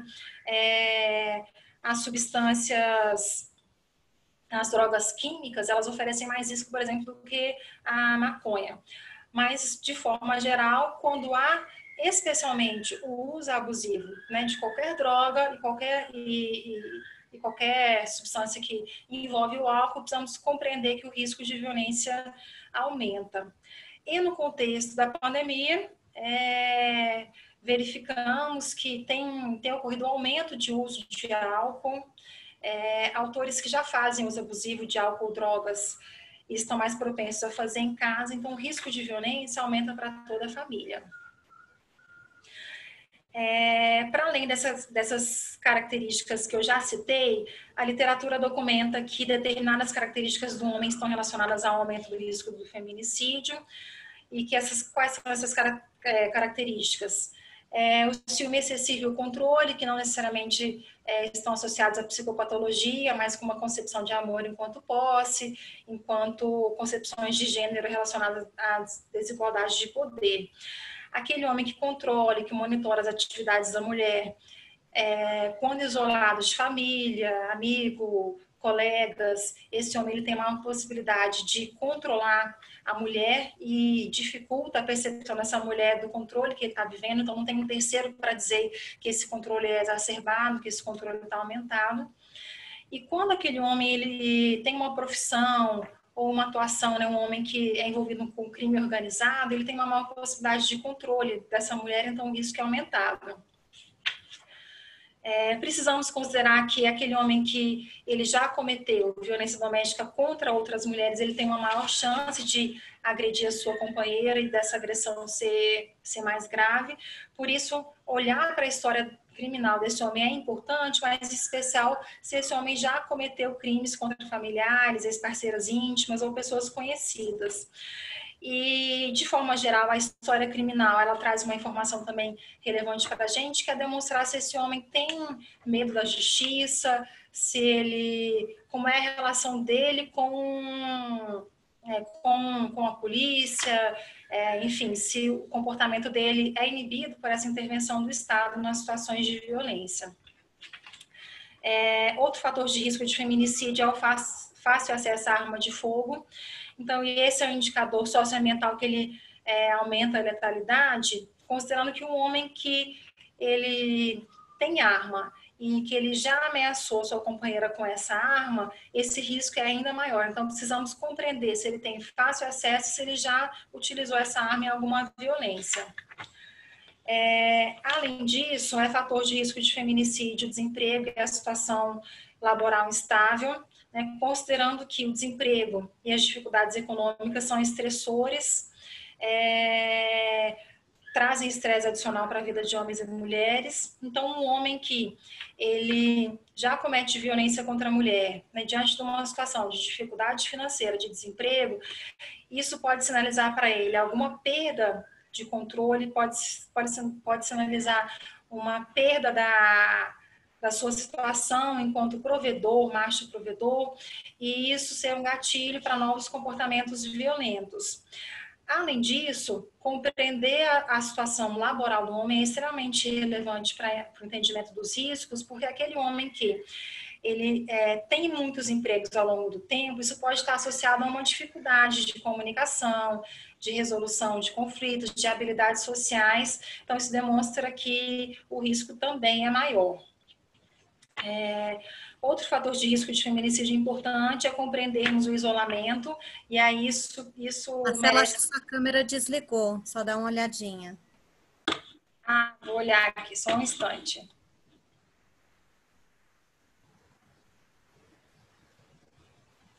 Voltou? Ainda não, mas o seu áudio a gente está ouvindo. Pronto, voltou, obrigada. Tá.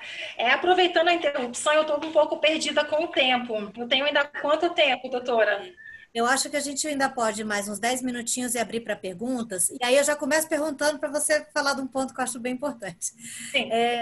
Tem um texto muito interessante que fala da importância da atuação da equipe multidisciplinar, e especialmente em relação à fase de conscientização das mulheres, como importante a gente saber em que fase ela está e como a avaliação de risco ela deve observar esse momento da mulher, ou seja, né, o texto os estudos de Ospina, ela fala de 4 fases do processo de consciência da mulher sobre a agressividade, né, que ela está vivenciando e se ela decide romper ou não o relacionamento.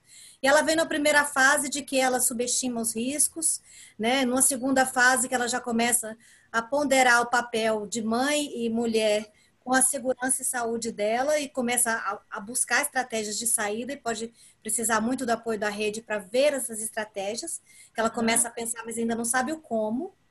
No terceiro, em que ela já sabe que só ela é que pode mudar o seu destino, que ela desiste de investir no parceiro, que achar que o parceiro vai mudar. Então, essa terceira fase, ela já percebe que, olha, não consigo alterá-lo, que depende de mim, nesse sentido de buscar sair do relacionamento abusivo. E a quarta, que ela já tem todas as ferramentas para conseguir decididamente sair. E aí, como que a avaliação de risco pode nos auxiliar no processo de conscientização das mulheres e, especialmente, como que o profissional da equipe multidisciplinar pode trabalhar com a mulher essa consciência, para que a gente tenha, na ferramenta de gestão de riscos, uma adesão da mulher às estratégias que a gente está apresentando para elas.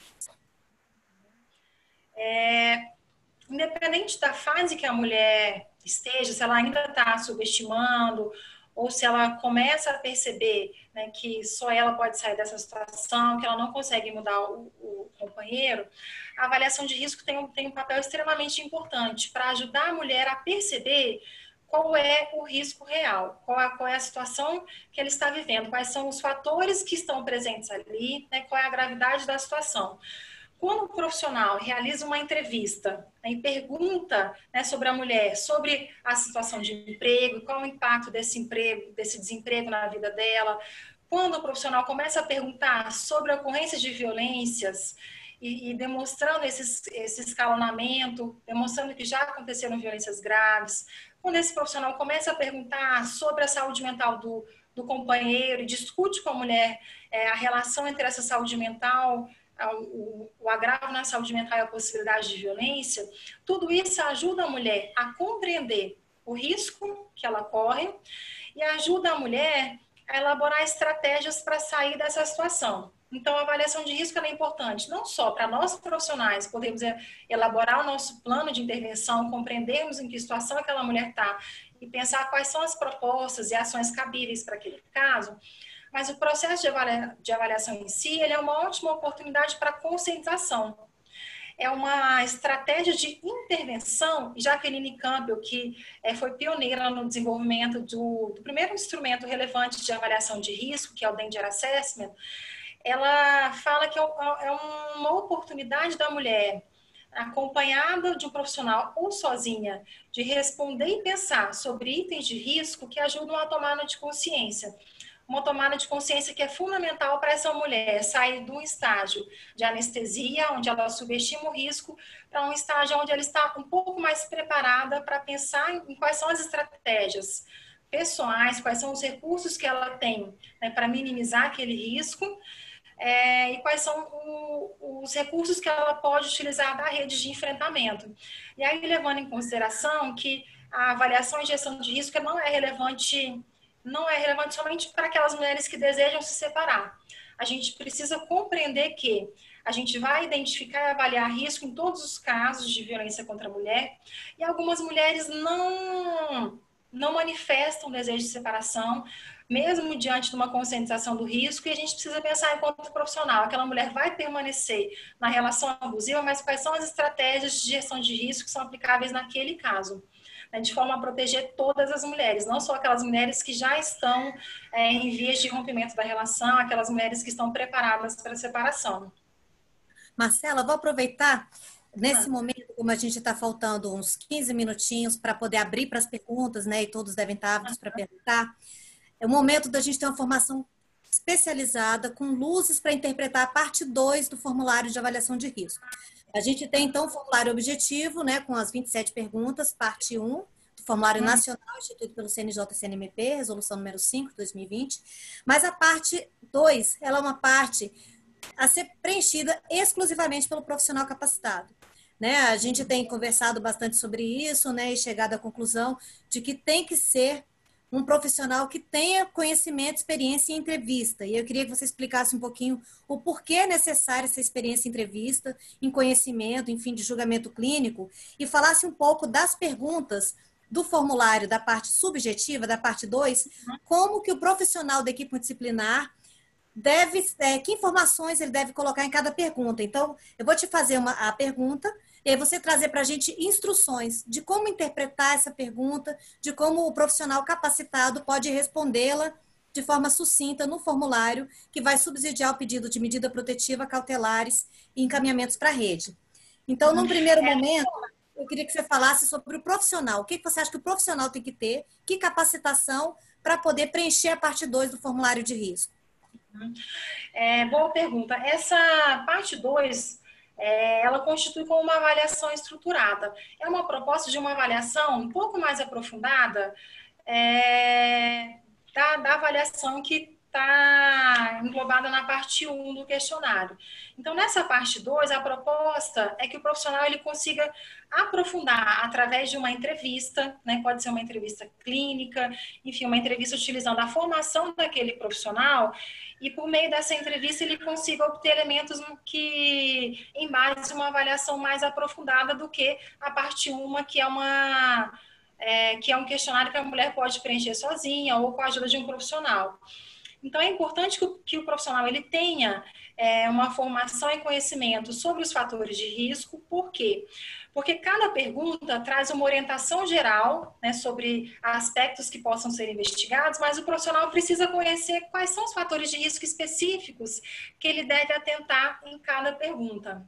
Então, é importante que o profissional ele conheça fatores de risco, quais são os fatores de risco de feminicídio, quais são os fatores de risco de incidência, que o profissional tenha conhecimento, né, sobre a avaliação da saúde mental, a avaliação do funcionamento global, quais são os aspectos de funcionamento social, ocupacional, psicológico que podem ser impactados pela violência.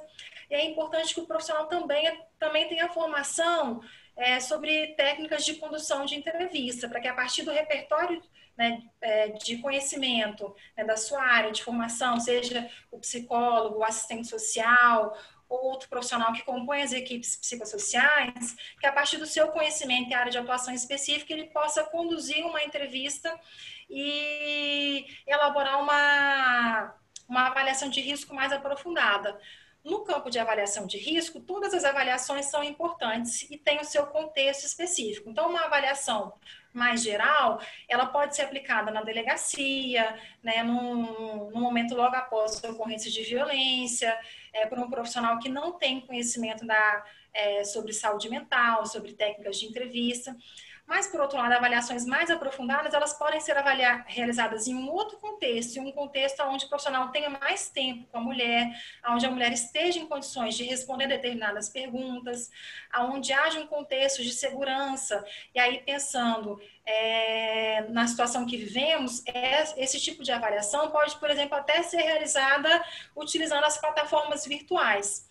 Então, considerando a segurança da mulher, é importante que o profissional avalie se essa mulher ela tem um local na casa dela, onde ela pode responder as perguntas, via um aplicativo de mensagens, uma chamada de vídeo, se ela tem condição de responder essas perguntas para o profissional sem se expor a novos riscos, sem o autor da violência escutar, participar dessa avaliação, mas tendo ela condição, isso pode ser realizado de forma a oferecer mais elementos para além daquilo que ela já disse no primeiro momento, né, respondendo um questionário na delegacia ou em outro contexto.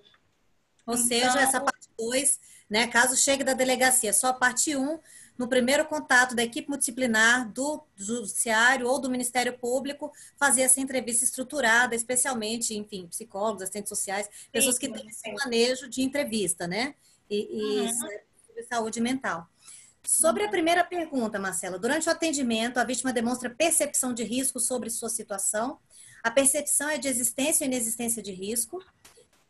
O que o profissional deve observar, né, em relação a essa primeira pergunta? Que tipo de resposta poderia constar do profissional aqui? O profissional precisa levar em consideração que a mulher ela é a pessoa que tem mais informações sobre a situação. Então, ela é especialista sobre a vida dela. Mas, como nós sabemos, ela pode estar anestesiada, ela pode não perceber que ela está passando por uma situação de violência grave em virtude de distorção cognitiva, de negação da violência. Então, é importante que o profissional pergunte de forma objetiva se ela se sente ameaçada, se ela acha que o autor tem a intenção de matar, né, se ela sente medo, se ela se sente em risco, Mas, para além disso, é importante que o profissional faça perguntas sobre aqueles fatores de risco, né, de violência grave, de isolamento social, de desemprego, que o profissional ele elabora o seu próprio julgamento sobre o risco e, considerando casos onde haja uma discrepância entre a avaliação da mulher e a avaliação do profissional, que o profissional dê esse feedback para a mulher, que ele faz sobre essa diferença de percepção, e que nesse campo dessa pergunta que o profissional anote qual é a percepção da mulher, quais foram as respostas dela sobre o risco, se ela se sente em risco, se ela tem medo do autor, se ela acha que ele tem plano, se ela acha que ele tem intenção de matar, mas também havendo a discrepância que o profissional anote aqui por que diferenciou a avaliação dele da mulher e dê exemplos, né, que levaram ele a ter esse julgamento, chegar a essa conclusão. Perfeito. Em relação à pergunta 2, existem outras informações relevantes em relação ao contexto ou situação da violência que possam indicar risco de novas agressões? A vítima tem novo companheiro, tomou decisões que anunciam um rompimento definitivo, pretende mudar de casa, bairro, cidade. O que pode ser pontuado pelo profissional nessa pergunta 2 do formulário, parte 2? Essa parte 2 é uma boa oportunidade para que o profissional investigue aspectos relacionados à separação. Então, a mulher tem plano de se separar? Se ela tem planos, como ela pretende fazer isso? Quais são os recursos financeiros que ela tem? Se ela não tem recursos financeiros, se ela não tem rede de apoio, o risco dela está aumentado. É importante pensar se ela já iniciou um novo relacionamento, considerando que o início de um novo relacionamento aumenta o risco. É importante investigar qual foi o comportamento do autor, se essa mulher já se separou, se ele agrediu a ex-companheira, se ele agrediu pessoas que a ajudaram. Investigar outros aspectos, como se o autor tem um poder, um meio especial para encontrar a vítima. Então, aqui é o momento de investigar questões relacionadas à separação e, para além disso, pensar também em outros fatores de risco que a literatura traz, como, por exemplo, coabitação sem casamento formal. A literatura traz que mulheres que não são casadas formalmente, elas têm relações mais instáveis, com mais violência do que mulheres em casamento formal, e mulheres que namoram. Então, é importante que, nesse aspecto, se pense dimensões do relacionamento, né, como separação, tipo de relacionamento, número de filhos, considerando que filhos de relacionamento anterior aumentam o risco, famílias com muitos filhos e em condições de estabilidade econômica, isso também aumenta o risco. Situações de isolamento, quando o casal está isolado junto, não só a mulher está isolada da rede, mas o homem também está isolado, isso aumenta o risco, porque diminui a possibilidade também do homem ter contato com pessoas que possam intervir na violência, e aumenta a possibilidade dele controlar. Então, essa pergunta 2, ao meu ver, é uma boa oportunidade para atentar para essas outras dimensões da relação. Olá, desembargador Eládio, estamos aqui caminhando para perguntas. Eu comecei fazendo algumas essenciais para a gente interpretar o formulário de risco. Vou fazer mais 2 perguntinhas para a Marcela e depois já abrir para todos os integrantes aqui da nossa plataforma, né? Para também fazerem perguntas. A gente agora vai passar para a pergunta de como o profissional de uma equipe multidisciplinar, entrevistando uma vítima de violência doméstica, deve responder, o que ele deve observar sobre essa pergunta 3 do formulário, parte 2. Como a vítima se apresenta física e emocionalmente? Tem sinais de esgotamento emocional? Está tomando medicação? Necessita de acompanhamento psicológico ou psiquiátrico? Marcelo, o que o profissional da equipe pode observar e pontuar nessa pergunta? Então, essa pergunta é uma pergunta que ela oferece a oportunidade do profissional avaliar o funcionamento social, ocupacional, psicológico, pensar sobre a saúde física e mental da mulher, então investigar se tem doenças crônicas pré-existentes, se em decorrência da violência já ocorreram lesões, adoecimentos físicos, investigar alteração de humor, transtornos de estresse pós-traumático, uso abusivo de drogas, ideação suicida, sintomas psicóticos. E nessa pergunta também deve ser avaliado uso de medicação, acesso a tratamentos. Então, é uma pergunta ampla e que traz a possibilidade de avaliar a saúde mental e física da mulher, além de ser uma oportunidade para também avaliar vulnerabilidades. Então, essa mulher ela tem uma doença, uma deficiência física, uma deficiência mental, ela é uma mulher que tem outras vulnerabilidades que aumentam o risco de violência. Nessa parte, o profissional tem a oportunidade de investigar esses elementos. Bom, como a gente já está aqui bem avançado no horário, Madolade, acho que eu vou abrir para as perguntas dos colegas para dar essa oportunidade, né, para a gente fazer depois o fechamento do webinário. Sim. E aí, nós temos alguém o Daniel da Infam, vai abrindo os microfones. Como a gente faz, Daniel? Chat, perguntas? As perguntas, elas podem ser também no QIA, por escrito, não é? Não sei se foi explicado, não há perguntas por escrito aqui, pelo que eu vi. Mas se os colegas quiserem, eles poderão enviar ainda, mas não no chat, que o chat tem muita conversa paralela. Ou então levantar a mão para fazer pergunta oral. Ótimo. Eu já vi uma pergunta aqui no que, né? Que análise de risco, essa é uma pergunta para a Marcela, que análise de risco podemos fazer quando um formulário vem com vários parâmetros sem resposta da vítima? Formulário de risco lá, parte 1, objetivo. Vários sem resposta. É importante considerar os fatores de risco que já foram marcados. Então, se existem fatores de risco que foram assinalados, quanto mais fatores de risco assinalados, maior o risco.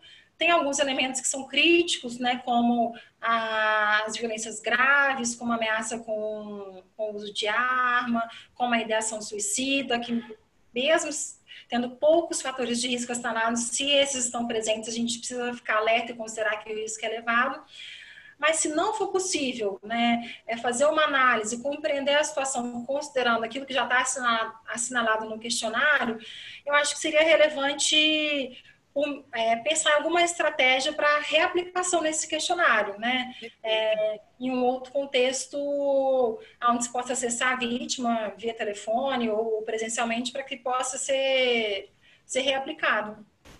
Perfeito. Até mesmo porque a gente, na própria resolução número 5, ela fala que quando chega ao Poder Judiciário, caso essa avaliação não tenha sido feita antes, né, não tiver de forma completa, né, a parte 1, ou não tiver completa não tiver sido feita a parte 2, no primeiro atendimento da equipe multidisciplinar, ela deve ser feito tanto no âmbito do Judiciário, como no âmbito do Ministério Público, e de forma facultativa, qualquer integrante da rede de proteção também pode preencher esse formulário, né, de forma facultativa. E aqui é até interessante a gente falar também que alguns enunciados novos do Fonavide, né, que foram em novembro de 2019 agora votados, eles falam da importância do compartilhamento de informações entre os profissionais da rede de enfrentamento e rede de proteção. Então, quando a gente aplica o formulário, né, e chega aquela avaliação do risco, a gente vai encaminhar para a rede, por exemplo, uma Patrulha Maria da Penha, a gente pode encaminhar o formulário para que ele não seja reaplicado em outro local, se ele já foi feito antes. Então, é importante essas duas observações, como a Marcela colocou. Se não foi feito o questionário de forma adequada, não foram preenchidos todos os itens, pensar numa reaplicação.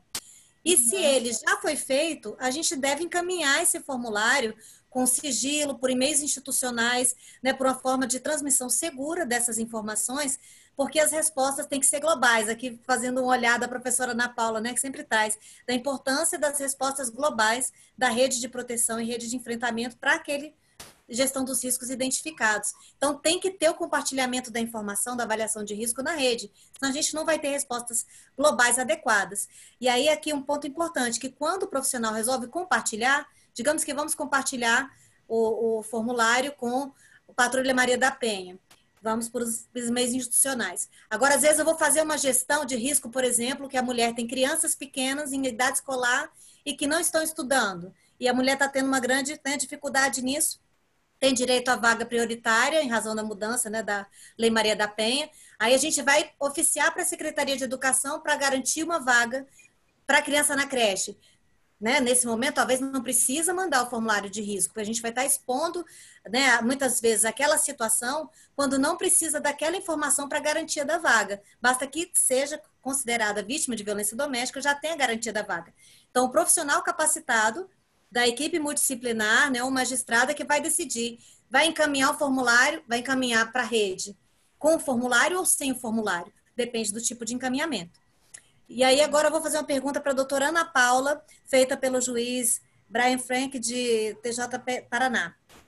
Considerando que os efeitos socioeconômicos da sociedade industrial de risco são potencializados no extrato social vulnerável da sociedade, mormente diante da precarização do trabalho e do fechamento de postos de trabalho em razão da automação, será que a implementação de uma renda mínima básica não resultaria numa redução da violência doméstica, ao impactar positivamente o homem, o machão provedor, e inviabilizar à mulher uma alternativa de sustentabilidade quando o contexto violento envolve um agressor que é o provedor financeiro do lar? Muito boa essa pergunta, Brian Frank. Vamos aí para a professora Ana Paula.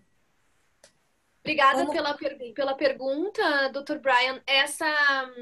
Essa questão, ela é muito importante para a gente pensar nas políticas públicas de um modo mais amplo, né? E pensar como fenômenos complexos não se resolvem com ações pontuais. Então, se a gente está falando de enfrentamento às violações de direitos humanos das mulheres, a gente está falando de a necessidade de uma presença forte do Estado e de outras organizações, né? A gente falou aqui de organismos internacionais, falou dos mercados, falou de organizações não governamentais como agentes, né, num processo multiatorial de produção de soluções para fenômenos complexos. A renda mínima, e agora tem tido uma grande visibilidade, né, porque se implantou, de fato, uma renda mínima emergencial com uma possibilidade de concessão para além dos benefícios essenciais que a gente já tinha, que a gente já tem, né, como Bolsa Família, BPC, com critérios um pouco mais amplos, né, essa renda mínima, ela em grande medida é um braço da assistência, né, fundamentada, que pode estar fundamentada num sistema único de assistência social, né, caso seja feita uma reformulação da legislação para que essa renda mínima persista para além, né, no que a gente chama de sociedade pós-pandêmica. A gente começa a discutir isso, eu mesma estou fazendo parte agora de um observatório, aliás, amanhã a gente vai apresentar no congresso da UFBA os primeiros resultados desse observatório, dos dados produzidos por esse observatório da sociedade pós-pandêmica, vai ser amanhã à tarde, online, e na sociedade pós-pandêmica, que vai ser a sociedade que vai enfrentar todas as consequências e outros riscos, né, causados por uma retração brutal da economia, né? Então, do que nós vamos precisar para recuperar a economia? Então, alguns dados do IPEA mostram que os benefícios assistenciais, eles têm um impacto positivo no PIB. E que se nós estamos num contexto que é de retração do consumo, se não fossem os benefícios assistenciais, essa retração seria ainda mais dura. Porque se a gente pensar, mesmo as pessoas que são de baixíssima renda ou que não têm renda, se a gente pensar, por exemplo, as pessoas em situação de rua, né? As pessoas em situação de rua também consomem, né? Elas também movimentam, de algum modo, a economia. Então, o consumo, ele produz uma movimentação na economia e ele, em grande medida, favorece a autonomia das pessoas. É claro que a gente precisa discutir o valor dessa renda, quais são os critérios para a concessão dessa renda. Agora, o tema da renda mínima, é bom que a gente fique atento a isso, ele está se apresentando como um critério para a substituição de todos os outros benefícios. Tem projetos que estão começando a ser discutidos no campo da política social, que seria de implementar uma renda mínima não condicionada, né? E que substituísse as outras rendas. Enfim, são debates que estão sendo feitos agora no campo da política social, mas que nos ajudam a pensar o seguinte: quando uma mulher, e aí a gente pode pensar uma situação bem concreta, uma manicure, por exemplo, né? E a gente sabe que as manicures muitas vezes não têm carteira assinada nos salões, né? Elas recebem muitas vezes por número de unhas feitas. Essas pessoas, acredito que hoje esse tipo de trabalho de manicure ou de cabeleireira tenha reduzido drasticamente, né? Então, as potencialidades, a autonomia dessas mulheres provavelmente sofreu um grande abalo. Se a gente, por exemplo, imaginasse uma mulher, uma manicure, num contexto, procurando um lugar para morar, pensando mecanismos, né? Como a doutora Marcela falou agora, sobre quais são, se pergunta isso, né? Quais são as estratégias que você está pensando? Você já começou a planejar a sua vida? Como você está se organizando para uma solução desse relacionamento? Uma pessoa que está com renda zero não está se organizando para nada, né? Então, a assistência social é um braço fundamental. E agora, no contexto da pandemia, eu queria só assinalar isso. É muito importante que os serviços especializados, mesmo que estejam atuando remotamente, que possam promover o encaminhamento das mulheres para os serviços que realizam a concessão dos serviços, dos benefícios assistenciais. Porque por mais que a gente imagine que as pessoas têm acesso à informação, a gente sabe que as pessoas têm muitas dúvidas, têm a dificuldade de acesso ao smartphone para fazer o cadastro. Então, na relatório que o Ministério Público do DFT fez sobre isso, de 14 serviços analisados, 3 serviços faziam encaminhamento direto, por meio de SEI. Um fazia por meio de SEI, encaminhando a mulher direto para receber o benefício assistencial, né? E o outro, os outros 2 faziam por meio de telefone e WhatsApp, para que a mulher fosse recebida no serviço, etc. Então, que mecanismos de gestão de políticas, né, nós podemos desenvolver no campo da rede de atendimento para que as mulheres tenham acesso à assistência social e também ao emprego, né? Mecanismos de promoção de emprego e trabalho digno para as mulheres. E aqui, só para a gente pontuar também, em relação aos benefícios assistenciais, a gente está tendo uma nova modalidade, né, de violência patrimonial. Inclusive, já aconteceu aqui comigo, da questão do benefício assistencial da Covid, né, de muitas vezes os homens cadastrando as crianças que não estão em sua guarda fática, né, após o rompimento da relação com a vítima, e eles estão recebendo o benefício. Então, a gente precisa estar atentando que isso é uma fraude, né, a falsidade ideológica e estelionato contra a assistência social e que precisa ser devidamente apurado esse crime contra a assistência social também, né, causando graves prejuízos à vítima, né, que deixa de receber o benefício pelo cadastro anterior das crianças como dependentes, né, do ex-companheiro, do ex-cônjuge, mas ainda também para que seja apurado esse estelionato e essa falsidade ideológica contra a assistência social, né? Em relação às perguntas, tem mais algum colega, não sei se está habilitado o áudio, mas aqui pelo chat eu não vi mais nenhuma pergunta. Então, acho que já estamos nos aproximando aqui do fim, né, do nosso painel. Queria agradecer muito à Infam pela oportunidade. As palestrantes trouxeram aqui inúmeros, né, fundamentos teóricos importantes para nos auxiliar na interpretação do Formulário Nacional de Avaliação de Risco. Precisamos adotá-lo, de fato, como estratégia que prevê o feminicídio como fenômeno evitável. Não podemos deixar as vítimas sobreviventes de um ato de violência que cheguem no nosso sistema de justiça não terem a resposta adequada. E a resposta adequada para a gestão do risco depende dessa colheita de informações, porque a avaliação de risco é isso, é colher informações dos riscos identificados no caso concreto e pensar respostas globais integradas com a rede de proteção. Então, esse o que a gente quer fomentar, né, como política judiciária nacional, fomentar o uso do formulário. Acho que vou abrir a palavra para as palestrantes dizerem a última consideração e passar para o desembargador Eládio, por fim, para concluir o nosso webinário. Agora a palestrante Ana Paula dá as suas contribuições finais. Eu gostaria apenas de agradecer muitíssimo ao convite formulado pela doutora Luciana, pela doutora Adriana, a realização da Infam, né, na pessoa do doutor Eládio, e dizer que esses debates, eles acalentam um pouco o nosso coração, né, porque acredito que todos nós temos uma coisa em comum, que é um desejo de atuar, né, como agentes públicos que somos, eu na universidade, vocês no Poder Judiciário, né, de atuar para promover os direitos humanos das pessoas, os direitos humanos das mulheres em particular. Então, a ausência que a gente sente de estar junto com as pessoas agora é em grande medida suprida por esses encontros, que são encontros virtuais, mas nem por isso deixam de ser encontros de muita potência, de muita afetividade. Então, muito obrigada por essa oportunidade. Marcela. Eu agradeço o convite, essa oportunidade de participar dessa discussão extremamente rica. Sempre nos debates, rodas de conversa com a doutora Luciana, aprendo muito. Hoje também conhecendo a doutora Ana Paula, fiquei encantada, né, com as considerações, com as reflexões. Agradeço, então, essa oportunidade de partilhar um pouco, né, do que eu tenho estudado, do que eu tenho vivido enquanto profissional, né? Eu atuo em um serviço que atende mulheres em situação de violência, já atuo em serviço de atendimento a autores também. Então, agradeço a oportunidade de partilhar um pouco do que eu tenho vivido enquanto profissional, pesquisadora, né, e pela oportunidade de aprender, né, com todos vocês. E, por fim, gostaria de ressaltar a importância do Formulário Nacional de Avaliação de Risco. Eu acho que é uma estratégia muito importante para fortalecer as ações de avaliação e gestão de risco no âmbito nacional.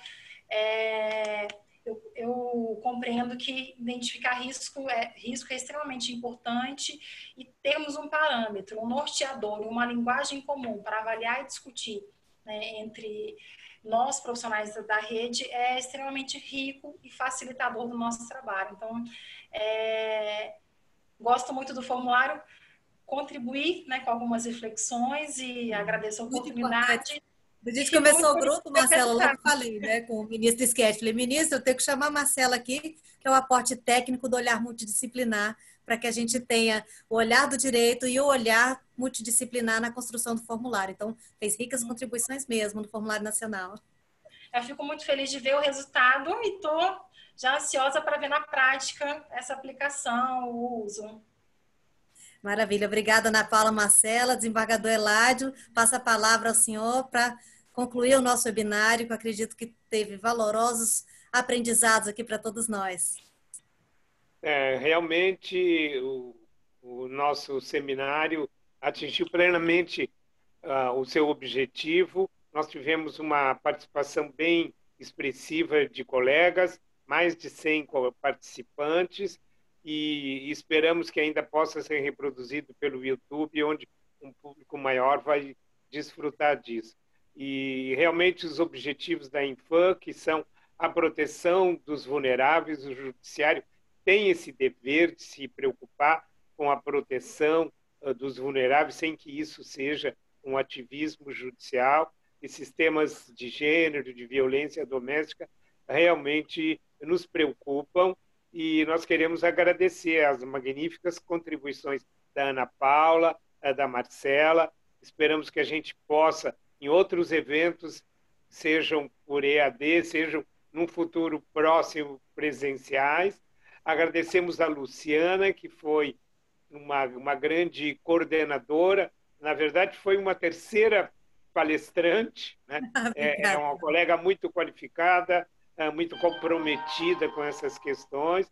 Então, muito obrigado a todos, obrigado ao nosso pessoal de apoio da Infam, o Daniel, a Jaqueline, e tantos outros que estão nos bastidores.